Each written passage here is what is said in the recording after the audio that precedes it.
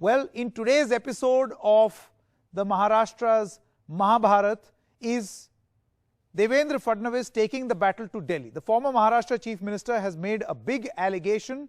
He now says that there were reports by a Maharashtra ex-intelligence chief on police transfers. He says that the report conclusively proves that there was vasuli that was happening, extortion for transfers and postings. He says we have 6.3 GB of data of proof which was given to the Chief Minister, and the Chief Minister decided to do nothing about it. In fact, the Chief Minister ended up transferring the person who conducted this investigation. Fadnavis says the Maharashtra government did not take any action. This is all the incident of August 2020. He then says severe and sensitive allegations have been ignored by the state government.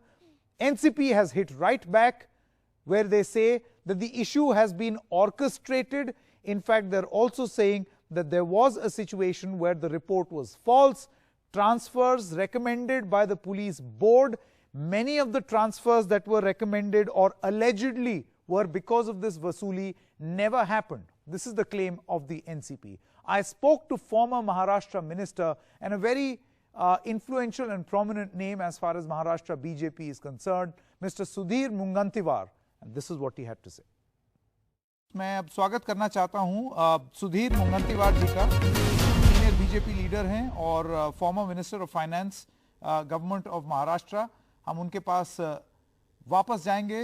मुंगंतीवार जी, आपका बहुत बहुत स्वागत NDTV में। मैं सबसे पहले आपसे ये पूछना चाहता हूं कि ये कितना गंभीर मानते हैं आप इन आरोपों को? नहीं, ये आरोप बहुत ज्यादा गंभीर इसलिए है कि पिछले 2006 में जब कांग्रेस की सरकार थी, उस समय कांग्रेस राष्ट्रवादी के सरकार में ट्रांसफर रैकेट होता है। ट्रांसफर में कई अवैध मार्गों से ट्रांसफर किए जाते हैं, ऐसे आरोपों की श्रृंखला हो रही थी। और उस समय ट्रांसफर के लिए एक कानून बनाया गया महाराष्ट्र में। इस कानून में कुछ प्रावधान है, जिस प्रावधान के आधार पे महाराष्ट्र में ट्रांसफर रैकेट को समाप्त करने के लिए पूरी कोशिश की गई। मगर 2019 के बाद महाराष्ट्र में कोई ट्रांसफर का कानून है, यह सरकार भूल गई। और यहां पर विशेष रूप से कई विभागों में तो यह ट्रांसफर रैकेट था, मगर पुलिस विभाग में जब ट्रांसफर के लिए किए हुए कानून की धज्जियां उड़ने लगी, तो जिन्हें हम बहुत प्रामाणिक अधिकारी के नाम से जानते हैं, वो सुबोध जायसवाल जी ने जाहिर रूप से अपनी नाराजगी व्यक्त करते हुए ये कहा कि पुलिस के अनुशासन को अगर गृह मंत्री तोड़ते हैं, भंग करते हैं, अनुशासन को ध्वस्त करते हैं, तो इसका परिणाम जो है पुलिस विभाग पे होगा। महाराष्ट्र में हम पुलिस विभाग पे 15,000 करोड़ की राशि खर्च करते हैं। कानून सुव्यवस्था अच्छी हो, आम जनता को सुरक्षा मुहैया करा सके, और जो दुर्जन है, जो गुंड है, जो बदमाश है, ऐसे प्रवृत्तियों पे लगाम लगा सके। मगर ये तो आश्चर्य है कि यहां पे जिनके सीआर में A+ था वो पीछे रह गए, और जो कभी सस्पेंड थे, जिनके सीआर पे B+ ऐसे रिमार्क थे, वो उच्च ओहदे पे पहुंच गए। और इसका नतीजा ये है कि आज एक आयुक्त बेडर होके गृह मंत्री पे आरोप लगाता है। ये तो बड़ी स्वाधीनता के बाद आश्चर्यजनक बात है कि 100 करोड़ रुपए की खंडनी पुलिस के माध्यम से जमा करने के लिए गृह मंत्री कहता है। इसका मतलब जब दानव देव के रूप में आते हैं, रावण साधु के रूप में आता है, और खंडनी खोर ये पुलिस के रूप में आता है, तो व्यवस्था पूरी तरह से चरमरा रही जाती। नहीं सुधीर जी, आपका कहना सही है, लेकिन मैं आपसे ये जानना चाहता हूं कि अभी हमने देखा देवेंद्र फडणवीस होम सेक्रेटरी के पास भी गए, उन्होंने एक पत्र लिखा, उन्होंने ये बोला कि ये ट्रांसफर पोस्टिंग जो है इस तरीके से हो रही है, इसमें जांच हो। आपकी मुख्य अब मांग क्या है? क्योंकि जो अभी अघाड़ी है हमारी उनका ये मुख्य कहना मांग है तो ये कि है। ये राजनीतिक रूप से हो रहा है, ये सारा षड्यंत्र है जो कि दिल्ली से रचा जा देखो, रहा है। राजनीतिक रूप में अगर कोई षड्यंत्र है तो हमने तो कहा है कि 5 हाईकोर्ट न्यायाधीशों के माध्यम से, सुप्रीम कोर्ट न्यायाधीशों के माध्यम से या सीबीआई के माध्यम से आप जांच करिए ना। आप जांच को क्यों डरते हो? कर नहीं तो डर क्यों है? अगर दाग में कुछ कागा नहीं है तो मन में क्यों कागा है? दाढ़ी में तिनका क्यों है? तो आप जांच लगवाइए, मुख्य न्यायालय को विनंती करिए, माननीय न्यायाधीश महोदय को विनंती करिए, एक बार जांच करिए और सारे जो पुलिस अधिकारी अभी है उच्च पदों पर, उनसे भी जानकारी लीजिए। हाँ, इन कैमरा लीजिए, इन कैमरा उनके इंटरव्यू लीजिए, बयान लीजिए।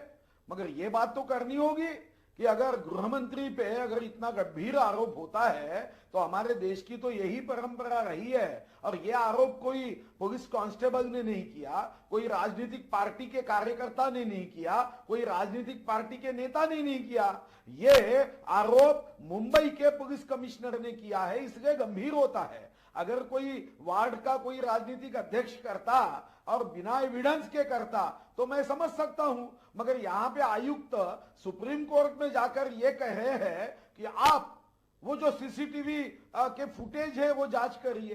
तो मुझे लगता है कि जांच होनी चाहिए सीसीटीवी फुटेज की, कि मंत्री जी के साथ में सचिन वाजे मिले क्या, एसीपी पाटिल जो व्हाट्सएप चैट में बता रहे वो सच है क्या, और समझो परमवीर सिंह झूठ कह रहे तो क्या शिक्षा नहीं होनी चाहिए? इसको हम सहजता से गए।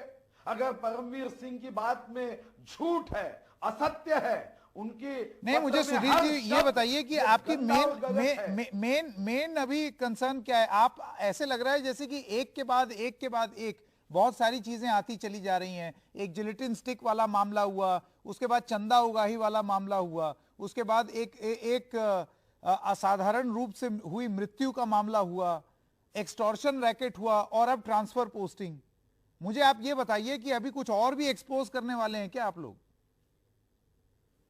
नहीं, मुझे पता नहीं, एक्सपोज करने की आवश्यकता नहीं, मगर कोई अगर पुलिस विभाग के अधिकारियों को हमने अपील भी की है, आह्वान किया है कि आप शिशुपाल के अपराध भर गए हैं, आप ये बात पक्की है कि आप सरकार के माध्यम से ट्रेजरी से पगार लेते हो, मगर ये पैसा जनता का है। हमारे कानून में ये बड़ी साफ बात है कि जब ये पाप बढ़ जाता है तो आप राज्यपाल महोदय या राष्ट्रपति महोदय को आप ये सारी बातें आप भेज सकते हो, कह सकते हो। यही हमारी व्यवस्था है। जब जनता की सरकार नहीं होती है, बेईमानी के आधार पे आई वाली सरकार अगर बेईमानी करती है, तो ऐसे समय महामहिम राज्यपाल महोदय ने इसमें ध्यान देना चाहिए, क्योंकि वो राज्य के घटना प्रमुख है। विश्व रत्न महामानव डॉक्टर बाबा साहब अंबेडकर जी के घटना की चौकट में रहकर अब अधिकारियों ने आगे आने का समय जी। सुधीर जी, आपने शरद पवार का भी बयान सुन लिया।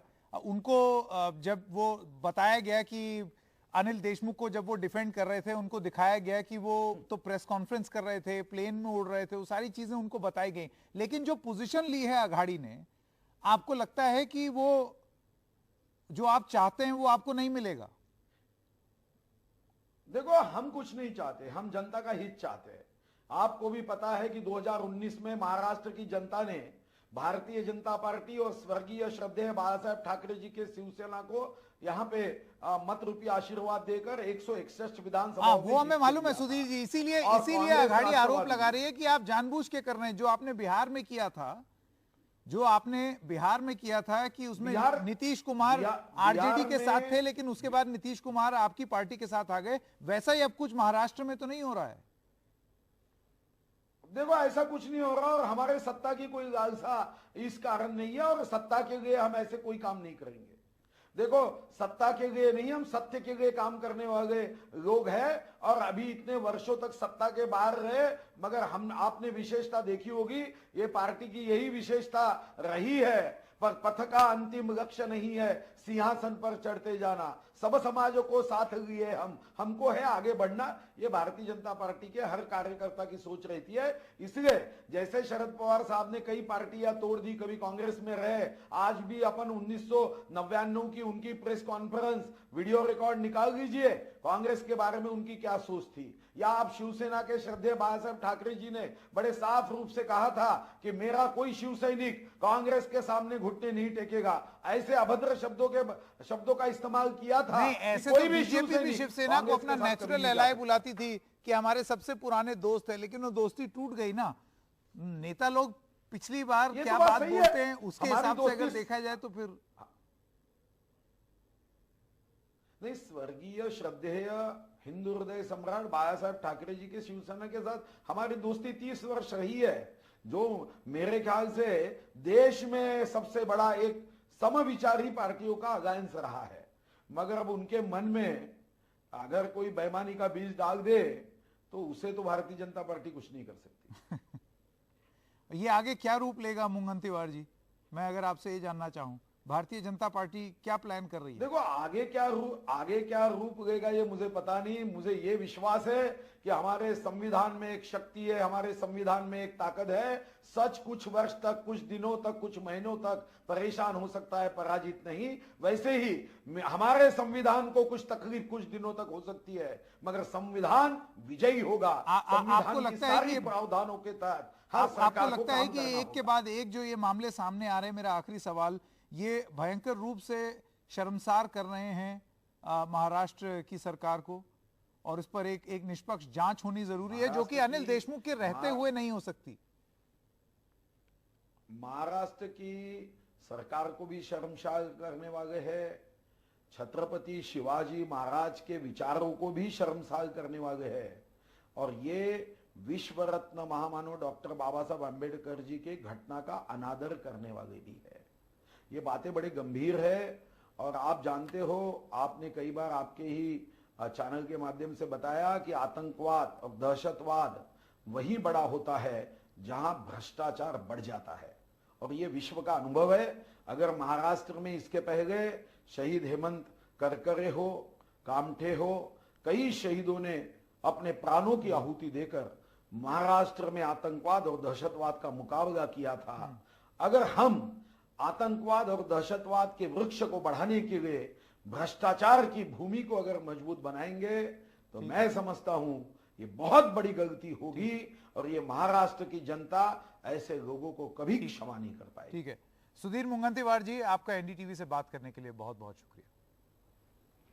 नमस्कार।